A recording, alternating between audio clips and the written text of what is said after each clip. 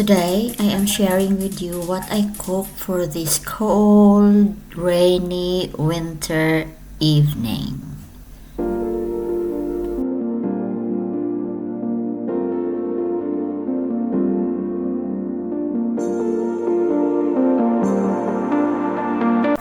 This is the famous seafood soup that we cook in the Philippines.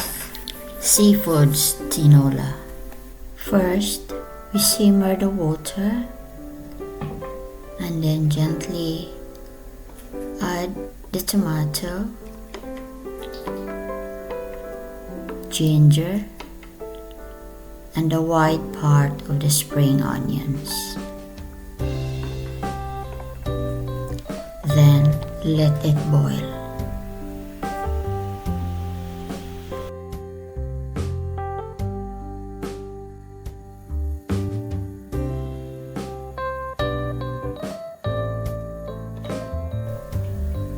Once boiled, slowly add the seafoods. First, I put on the mussels. This is really a very nice one. And then, I add on the fish. I didn't put all the fish that I bought because it's too much for us. So I just put the head and the tail part of the fish.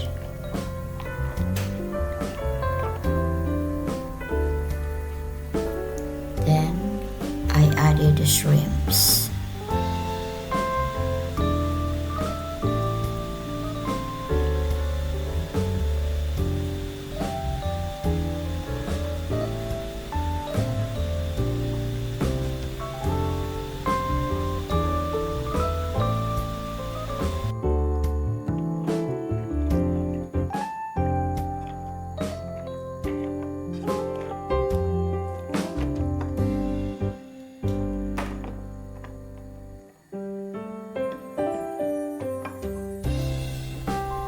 Cover and leave it until it cooks.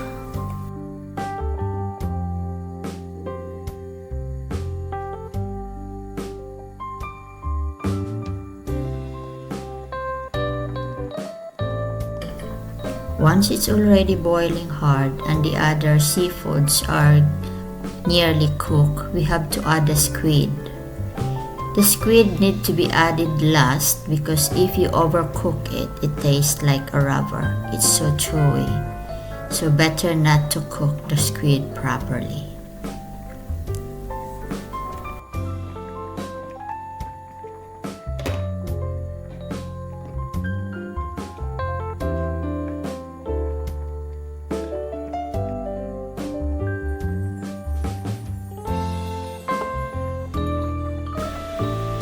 Season it with salt, pepper, and a fish sauce. I added a fish sauce in this one, even if it's already a fish, to enhance the seafood taste of it.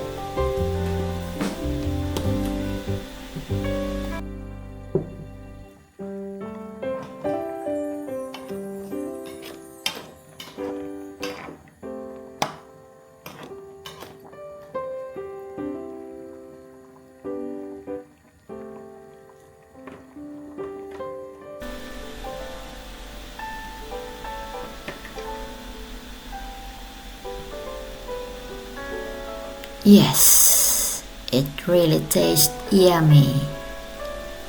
The seafood's delight of the day. Now time to add the vegetables. I have here the okra, the pak choy, and malunggay.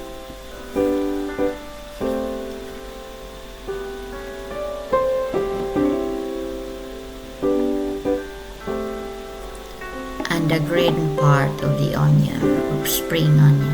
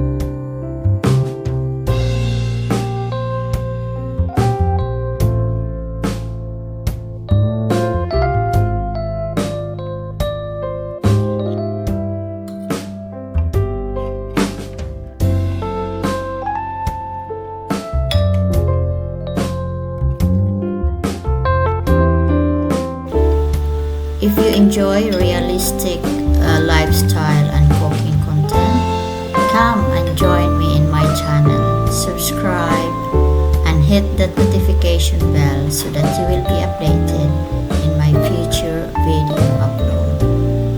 Thank you for watching.